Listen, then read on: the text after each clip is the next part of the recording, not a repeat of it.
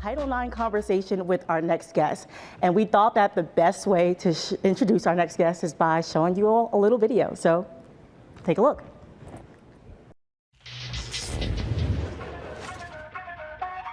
The best player is someone who makes people around them better. For me, that is Renee Montgomery. Blood, sweat, tears, gotta sacrifice it all. Gotta do it. Want your name on the wall, you have to show you how to My UConn teammates are friends for life. There's that bond that's there. Let's go! And UConn has done it 39-0 in a national championship. Talking about the Hall of Fame. Stand and obey when they call your name. With the 4th pick in the 2009 WNBA draft, the Minnesota Lynx select Renee Montgomery from Connecticut. I wanted to be on a winning team for sure. Montgomery! Got it! Boy, is she dialed in or what? Go top speed on slug. You wanna be the champ, go show 'em. Unleash the storm. For the 3rd time in 5 years, the Minnesota Lynx are WNBA champions. That's it! Title number 4 for the Minnesota Lynx dynasty. Basketball has been one of the biggest parts of my life, and yet I decided to give it up, trying to focus on changing the world for the better. Playing in the WNBA has afforded me a platform, and with that platform, I want to create positive change. I gained a completely different perspective and the confidence that comes with turning moments into momentum. And joining us now here on SportsCenter is Renee Montgomery, the new owner of the Atlanta Dream. We want to be a part of the Atlanta community. We want to be a part of the fabric of Atlanta, the culture. We want to get dubs on the court, of course, but we want to be that intersection where we're getting wins on the court, we're successful in the court, and we're just as successful in the community.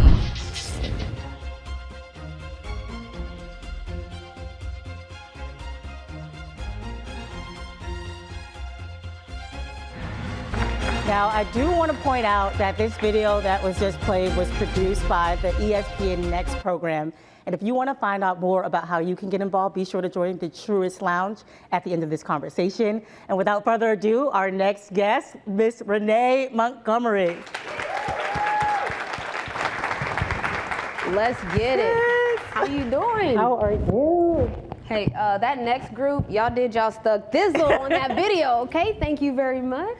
Well, thank you so much for being here. I mean, I said this before, but this feels like a full circle moment for me, at least, because when I started covering the WNBA, you were literally the first athlete that gave me a chance, sat down with me, and allowed me to interview you. So one, thank you so much, because that started my career in women's basketball in terms of being a reporter, Renee. So I really appreciate you. Of course. I said I'm coming through, and you didn't even believe I was coming through. I said, girl, I'm coming through. But congrats to you. I mean, look at this. Look at you. Deserving. It's great. Great. Well, I want to get started with this conversation, and you've accomplished so much since retiring from the WNBA, but I want to go back to the beginning. When did you first realize that you wanted to pursue a career in basketball, that it was something that was even possible? I can remember, I feel like I became like a professional athlete at 10. And I know that sounds crazy to people, but like everything revolved around sports at that point. It was like if I had to go to school, that was in the way. So let me hurry up and get my homework done to get to the court to start working out. So I think just young, I fell in love with, I saw that like sports could take you places, and I was living in West Virginia and love West Virginia, but I wanted to see the world. I wanted to move around and see a lot of different things, and I saw like sports was that vehicle. The WNBA launched in 1997, but before that, there was that 1996 Olympics in Atlanta. Title IX Yes, Olympics. yes. Can you talk about how your career as an athlete was impacted by Title IX? Yeah, well, first of all, that 30 for 30 Dream 1 just came out, so yes, if people haven't seen that, it's big lit. And I was just texting with Ruthie Bolton Holyfield yesterday, and I was just telling her, like, you know, amazing. The story, the Trailblazers, all of them. I call them all legends, so I know that they know this. So whenever I talk to people like Dawn Staley, Rebecca Lobo, anybody from that Olympic team, I call them legends because they had a huge, imagine having the responsibility of a whole league on your back. Right. Like, you know, this was something that had never been done, the WNBA, you know, a whole women's league. And so all of them, the things that how they had to perform, we complain about the resources we had now, and we need to have better resources in women's sports, and look what they were doing, you know, with the resources they had. So, you know, I think that was, for me, it was about the grind. Everything for them was the grind, and just, it was all about the wins. And to me, that's what I made my whole career about. I want to backpedal on that. You mentioned Rebecca Lobo, UConn great, of course. Husky. What went into your decision then to play for a coach like Gino Auriemma at UConn? Yeah, it was interesting because there was a lot of coaches. Alexis Hornbuckle was one of my teammates at the time, and she, alongside Candace Parker, were the number 1, 2 players in the nation. So we had a lot of college coaches looking at us and talking to us. And the thing that stuck out to me about Coach Auriemma was, he was sitting on our couch in West Virginia, and Snook and Diddy, which are my parents, were sitting right there. And he just said bluntly, like, I don't know if you'll play here. We just signed a point guard last year, but you have the opportunity to if you're good enough. And so I thought that was interesting because a lot of college coaches, when they came and sat on the same couch with my parents looking, they were telling me that, I'm going to start, I'm going to play all the minutes, I'm going to be an All-American. And I'm like, man, how many people are they telling this to? So for me, I like that Coach Auriemma, he is who he is, even when he's recruiting you. So I like that I knew that I was going to get it straight. He was going to shoot it straight. And I want to fast forward because, I know this personally, but when you opted out of that 2020 WNBA season, you had mentioned to me that you spoke to Coach Auriemma for some advice. So can you just talk about that relationship and really how that came to be? You played in the WNBA, you've won 2 championships with the Minnesota Lynx, played here in Atlanta for the Dream, and that 2020 season, you decided to opt out. Yeah, he had asked me, he said that he had talked to Maya Moore before, she had sat out and he was saying, there's things that I just want to make sure that you're going to be comfortable with. And he was like, are you going to be comfortable with maybe not having the status of being an athlete, that when you walk in the room, there's a certain status that comes along with it. And I'm like, yeah, I don't really care about that. I like to be low key. And then he was like, are you going to be okay financially? And he was just asking certain questions just to make sure that I'm good. I feel like if I said no, I wouldn't. I feel like he probably would have been like, well, don't feel uncomfortable reaching out because he's that kind of guy. But I think that's the thing about like players that go to UConn and understand it's like how Coach Auriemma is and the world sees them. He's going to fight that same way for you. So if people see him fighting the refs and how he might be demonstrative with the refs, just know that that's how we feel he is with us. I can remember in Rutgers when it was a very hostile environment because it was a rivalry then, which was amazing. And he would do things to take the attention off of us and put it on him. And so that's just the kind of the coach he is. He always likes to take the heat off of his players. And as an owner, what are some things that you learned from him that you take with you as you are the, vice president of the Atlanta Dream and co-owner? Yeah, I just think that, he said something to me, I think I was a freshman. He was like, when people present you with constructive criticism, there's only 2 options. People think that there's so many there. There's only 2 options. You can either accept it or you can reject it. He was like, if you accept it, you could take it with a grain of salt and get better every day, or get better and take everything in, or you can reject everything everyone says and stay the same. And so even as a leader, how you present things, how you talk to people, I think that matters. And so in the front office, I always tell people right now, I just have different teammates. It's like, even though I feel like I'm still a part of the team, if anybody's been to the games, they know that I'm definitely a part of the games in a sense of, I feel like I'm all the way in it. But for me, it's just, if you just accountability, shoot it to people straight, let them know that you're coming from a good place, that you're genuine, then people usually accept leadership that way. We talked about the sacrifice that, the women in that 1996 team had to go through in order for the WNBA to launch. But then full circle moment in 2020, the pandemic happened. Yeah. There was a bubble season. You decided to opt out and you made some sacrifices financially. What, as an owner, what do you need in order to, have a real impact and that real lasting change? I think it's really just brands, companies leaning in. I mean, even something like this, Black Sports Business Symposium, that's different. That's people leaning in. That's intentionality. And I think that we need intentionality in women's sports altogether. It's not going to just happen. I think everybody thinks it's going to just happen. The ratings are up, viewership's up, everything's up, and I think everyone thinks that everything is just going to happen because of that. No, I think we need intentionality. I think that we need brands that are being very intentional about, all right, if we have a $1 million pot to market with, we have a new product, we have a new thing coming out, well, you need to make sure that money is being dispersed. You need to be intentional about, well, who's that money going to market? Because there's podcasts that are geared towards women. There's podcasts that are led by female athletes, the same way there's podcasts that are led by men athletes. So just finding that intentionality and balance, I think, is what's really going to be the thing, because as we were talking a lot during the 2020 years, a lot of things comes back to money and the decision makers. So there's no getting around those two things, no matter what the topic is. Who's making the decisions and where's the money going? So I think that just, if nothing else, in 2020 taught us that when we were asking about coaches, and shouts to the NBA, because now the coaches, you know, they have a very balanced, diverse coaching staff throughout the whole league. That's what all leagues should look like. But we were asking a lot of questions in 2020 about, well, why isn't it that way in all leagues? Well, there's intentionality. The NBA said it, they meant it, there's intentionality. The WNBA, we know we've been about it, but we've been about it, you know, so we don't have to get about it, we've been about it, but just intentionality from brands, companies, about how they lean in. What does that look like financially? Because everybody leans in with words, you know, sends a tweet out, puts a black box up, but what's it look like when it comes to the money? Absolutely. And so fast forwarding to that 2021 season, where you had to make the decision whether or not you wanted to suit back up and play for the Atlanta Dream, or, you know, sit out for another season. What was that time like for you as a player? Well, I was just saying that I have a love thing with basketball, so that's difficult. Like, I think people, like, they know the financial part and the other parts that may be a sacrifice. But for me, like, I loved being in the locker room with my teammates. I love playing basketball in general. So that was tough. But then it was like, what kind of player? I know that I'm a passion player. Like, you know, like, I'm screaming, I'm jumping all the time. And would I still have that passion when my heart was heavy? So that's kind of what the balance was for me. I had my family there. You know, my wife, Serena, was with me. Shouts to my baby in the crowd. But she was with me. She don't like when I do that.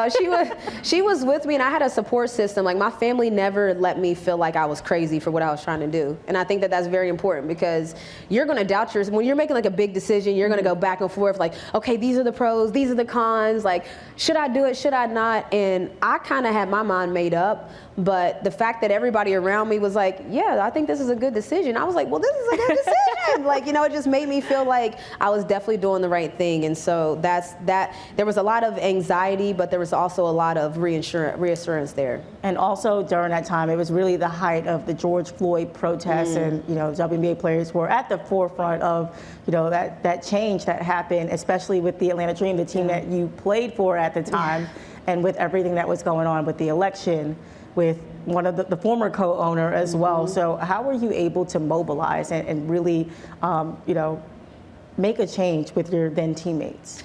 You know, I think with my teammates, the first thing they did was, like you said, I wasn't in the wobble, and the wobble is what we call the WNBA bubble. Just put a W in front of it. But I wasn't in the wobble, and they reached out. So I think the first thing was collaborations. Like, to me, that's when I really started to see how collabing is lit. So they reached out and was like, we want to make a statement. How can we do it? We talked about it, figured out that we were just going to release an actual statement written. Everybody was going to sign it. But then the further steps was, when I was in Atlanta, the way that we mobilized was More Than a Vote reached out. They wanted to do things. They wanted to. You remember that? Reached out to me. Yeah. Okay. So we was doing things. Of the More Than a Vote. Thank you. And so then it was like, we started the Remember the 3rd of November campaign with my foundation, RMF.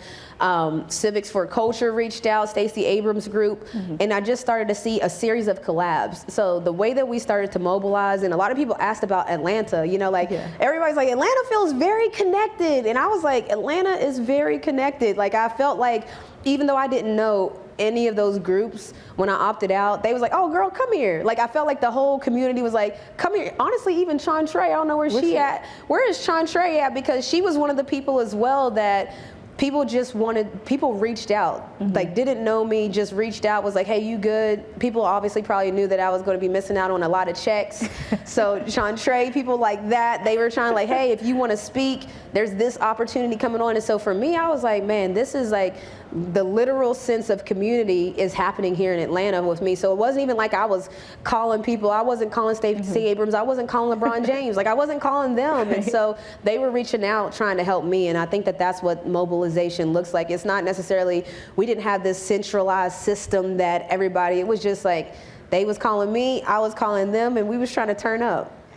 So when was it that you realized that, you know, you could be a team owner? Because you spent 2020, like you said, mobilizing here in Atlanta, getting people registered to vote, and like raising awareness around the importance of that election. When did it just comes to you that I could actually own the team that I play for? Listen, not until they announced it. I'm gonna tell you that I was nervous all the way. I was nervous all the way up until they announced it, because it's something that's like almost so surreal that, obviously we knew before the actual announcement came out, and even before the announcement came out, it's almost like the calm before the storm. And I would ask my family, like, is this for real? Like, I couldn't really grasp the fact that this was real, because you got to remember the year before I was a player. So I was a part of the 144 the year before. And so for me, it really didn't sink in. Honestly, I would say even after the announcement, like even when people were congratulating me, I think I talked to you the day of. It's like it was kind of like, this is a wild turn of events. Like we worked so long. Like when you have a long-term goal, we worked a long time on that. A lot of people I think it was just like, hey, I'm an owner, here it is. It was a lot of uneasiness in a sense of I didn't know if we could get there. There's money involved. There's so many different things involved. So when it really finally happened, it was almost like surreal. It took me months to really figure out, like, this is really, we about to do this thing. So it's just a blessing. That's all I can say.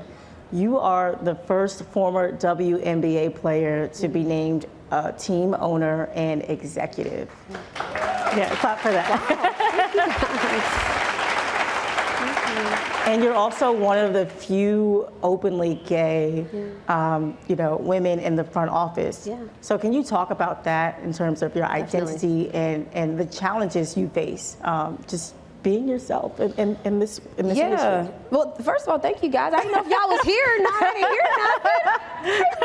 Hey, girl. So I think with me, even when I came with the braids with the blonde to the front office, it was like, I'm about to bring my whole authentic self to the ownership box, to the front office, to the executive space. And so my whole self involves my wife, Serena. We have a son, Junior. And so for me, that was what was going to be. I mean, we have some dream staff here. What up, Maya? What up? Like we have some staff here, and they know, like, the same way I'm talking to you right now, the same way I talk to my teammates.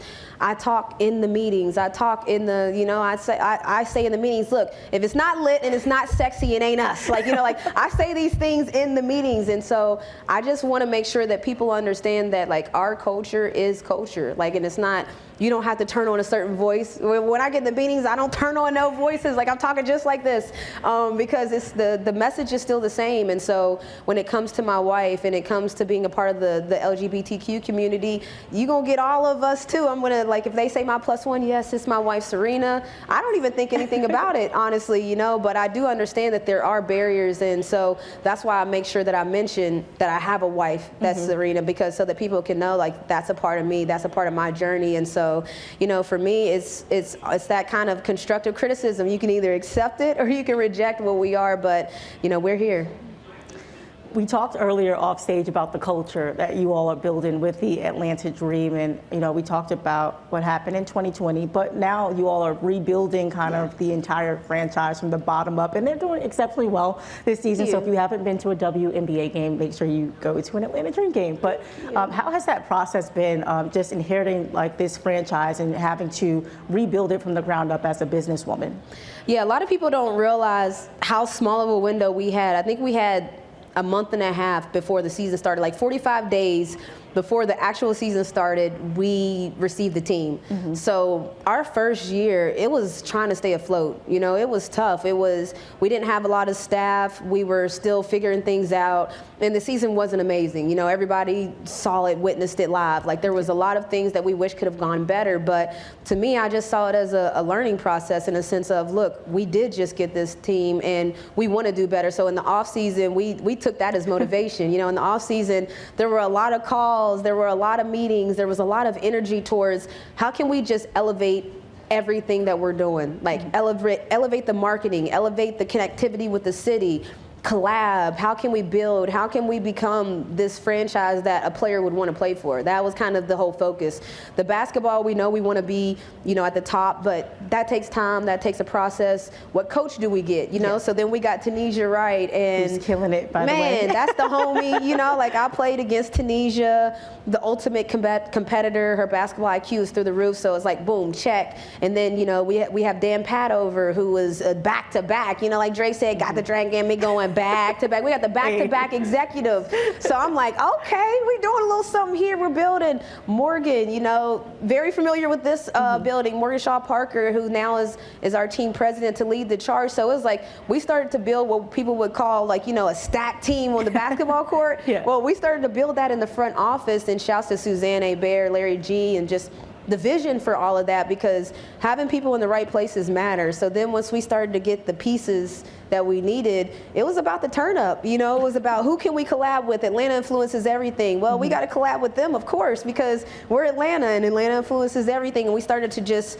be intentional. You know, that word intentionality. Yep. Who are we partnering with? You know, who are we connecting to? And so that's just what we started to do. And it's turned up. Like, you know, the players like it. The players tell me all the time that it's turned up here. So that's like, yes, tell me more. Like, that's all I want to hear. So that's the goal, just for the players that want to be here. I mean, and you have an edge over other team owners because, I mean, you're a former player. So what was that? How have you used your experience as a player to then, you know, facilitate as an owner? Yeah, I take that everywhere with me. Like, I always even say, if I wouldn't want to do it, I don't want our players to have to do it. So if it's something that I wouldn't want to wear, if it's something that I wouldn't want to do, then I don't want our players to have to want to wear it or have to do it. Like, we need to start being intentional about how we have our players out there. And so for me, that's what I try to just give that player perspective at all times. In our meetings, if they're like, yeah, well, why don't we have our players do this in appearance? I'm like, yeah, I don't know about that. I wouldn't necessarily want to do that. So I just try to make sure that there's a player voice in whatever we're doing as an organization. Because I think a lot of times in anything we do, you can see an event put on for another culture, and sometimes you can tell if that same culture didn't actually make the ideas for that event. We saw it happen even with, you know, we were just talking on the podcast. We have a podcast, Montgomery and Company. You were on there, and I was. And we were talking about how Juneteenth advertisements are falling real flat. Like, a lot of them are falling flat because you can tell that there was no collaboration, there was no thought process behind it. It was like, or maybe no diversity. There might not have been enough diversity in the room, and if there was diversity in the room, are y'all letting them talk?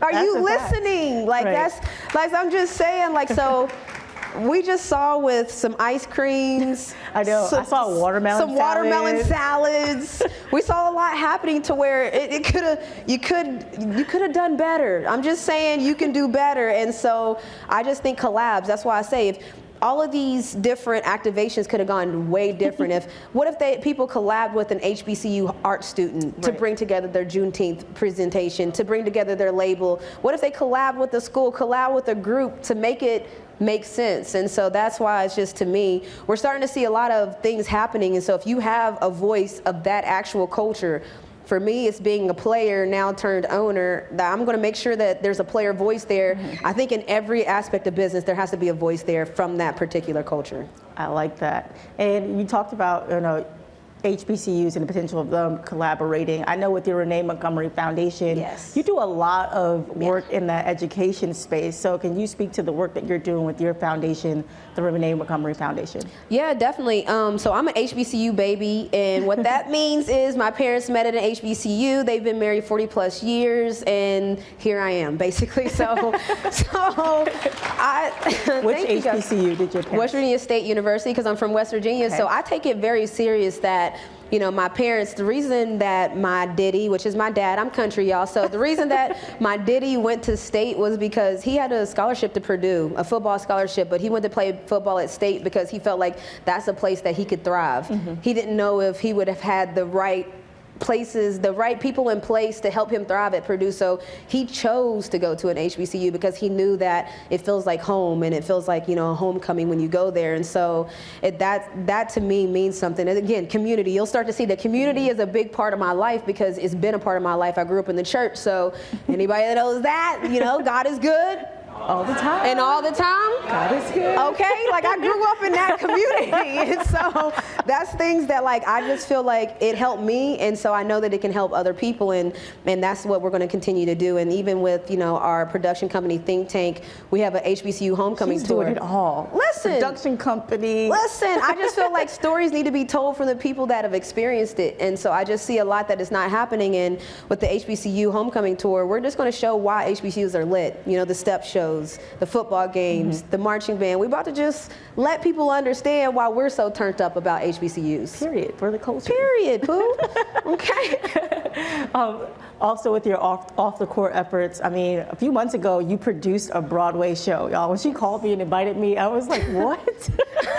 Thank you for coming. Nothing you're not doing right now. You're producing on Broadway. You're having your HBCU tour. So how do you expand your business portfolio from being, a professional athlete to now stepping into that space? Well, I there's a lot going on, to your point, in the good way, but I really admire people like Issa Rae. I know if you guys know, but she started with a YouTube show that was so popping that a company had to give her everything she wanted. She was like, no, I want to hire who I want to hire, because a lot of times if you're in the TV business, somebody could love your idea, but they want to take it and make it their idea to fit for their platform. Like Issa Rae, she had a show that she loved, and she was like, no, we're not changing it. And then Insecure was born and became just as big of a hit on a huge network. That's goals to me. Like doing that organically and starting from the ground up, that's goals. So I look at people like her, Kevin Hart, who just built it. Tyler Perry, they just started from wherever they were and just built. And so I collab to that point. I like to collab with people, collabing with Spring Hill, collabing with multiple people. Like we just want to collab and make dope things together. And so I think that that's what makes the load not so heavy. It's like if you're taking a piece of it and I'm lifting a piece of it, it's not as a heavy load. And so everything we do with Think Tank, our foundation, we just, AT&T Business just did activation with one of our companies in a sense of small business, providing us what we need. And so that's the collab. Now, we might not have been able to provide tablets and phones for everybody in our company, but now we can. So it's just the collab for me. Now we're in the era of name, image, likeness. Yes. And when you were in college, obviously that wasn't a thing, but you talk about the spirit of collaboration with this. What advice would you give to student athletes now who are, making money? Definitely. Them athletes is making money, honey. They might got more in their pockets than we do right now, I'm just saying, and that's a beautiful thing. Aaliyah Boston, I think, is going to be here tomorrow or the day after, and I recently did something with her, and she's so incredibly talented. So the thing about it is, my advice to them is, don't let people make you think that basketball is your only talent. Because when I was with Aaliyah Boston, we were doing a broadcast, and I was like, girl, have you done this before? Like, she was like I hate to say the words articulate, but she was so good at delivering her message, and she was like on point. She knew her stuff. And I was like, yes, Aaliyah Boston, that we know is the beast in the paint, but I told her, I was like, you have a career waiting for you, not even when you're done playing. I'm talking about right now. I was like, you can tell your agent right now that you want to do more things speaking, and it's crazy. She's about to be speaking here, but she's so good at it. So I think that it's just an opportunity for athletes at a young age to let people know that they can do more.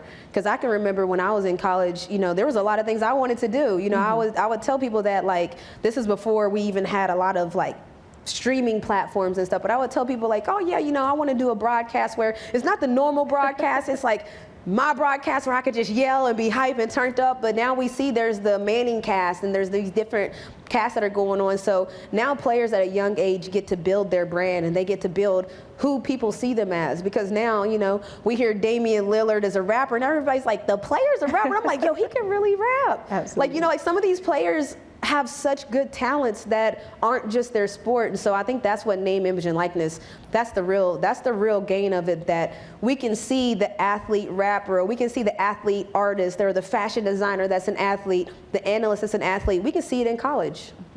The gender pay gap in women's sports, I mean, it's a thing, and you're a team owner. Where do you see that going in the future for women's sports, specifically in the WNBA? I see it changing. I know that we all want to see it change, like, right now.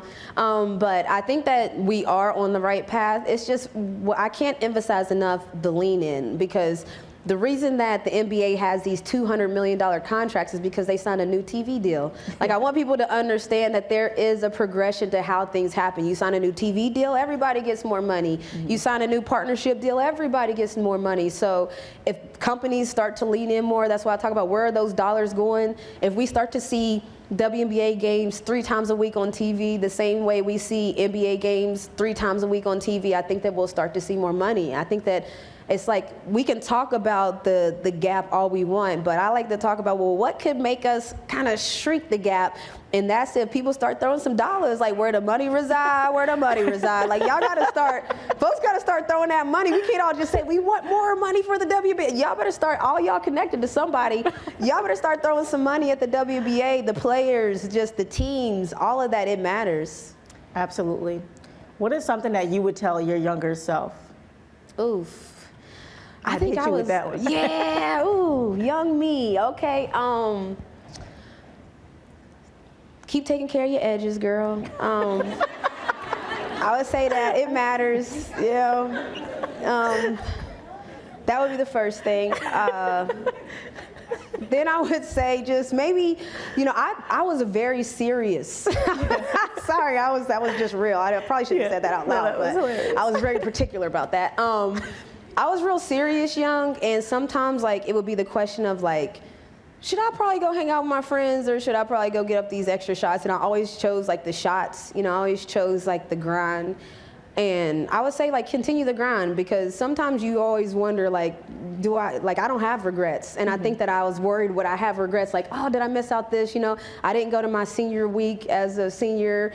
You know, like there were certain things that I just didn't do because I had things I had to do. You know, summertime was AAU time. So summertime, we didn't really have family vacations. And so I was just like so locked in, and I always wondered like, would I regret that as an adult? Because like, you can't go back and experience life, but nah, I don't regret it. So I would just tell myself, continue the grind, because it got me here.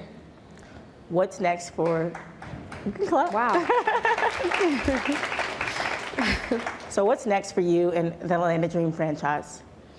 Man, well, I mean, for the Atlanta Dream franchise, any franchise, we want to win championships. So I'm not saying it's going to be this year, but that's got to be in, you know, we got to all speak that into existence for us here. But that's what I want. You know, if you're a sports team, you want to excel, and the highest place you can excel is winning championships. But you know, I mentioned it on the intro here that for me, championships just aren't the only thing. Like it's one thing, and we need that thing, but if the city of Atlanta starts to just really recognize us as like a staple here, and as like, yeah, we're for the culture, we're for the Atlanta culture, that to me is everything. Like, you know, I wasn't born here in Atlanta, but been here, 11 years now, so I really feel connected to the city, and I want the city to feel just as connected to me and just as connected to the Atlanta Dream. So that's what's next for the Dream, just continuing to just put roots down in Atlanta and just blossom with the city, because the city's turned up. It is, absolutely. You know, I know New York. I'm from New York. I know you New York, but like the city is turned up in the tech space. The city is turned up in the entertainment space, in the sports space. The Braves, UGA just won. We saw the Hawks had a run. The Dream is here now. Like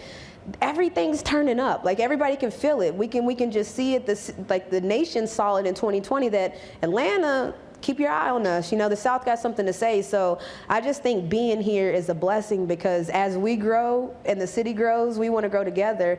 And then just what's next for me, man, I just hope I'm on my Issa Rae. Like, you know what I'm saying? Like, I just hope I'm on my Issa Rae, where I'll be in front of the camera, behind the camera, that we have things that are so dope that when businesses come to us, we can still keep our dope thing and keep it for the culture. So I just think that that's the blueprint, you know, like what she did, how she did it, how she got to empower and hire the people around her, because I want to bring my team with me. Like, as you know, the people that you see I was working with 5 years ago, still work. I was in the trenches, okay, and Renee, like, you know, you keep real ones around you. Keep it around you. Like, I firmly believe in, like, to keep the real ones around you and build with them. And so I saw that people do that, and a lot of people don't believe that you can do that. You know, like, a lot of people get worried about building with family. Well, are they qualified? Well, if they aren't, then maybe you need to get them training. But but my family's overqualified. You know, like my snook got too many degrees to be fooling around with me, and my sister stole her from corporate America. Serena just graduated with all of her degrees. So it's just like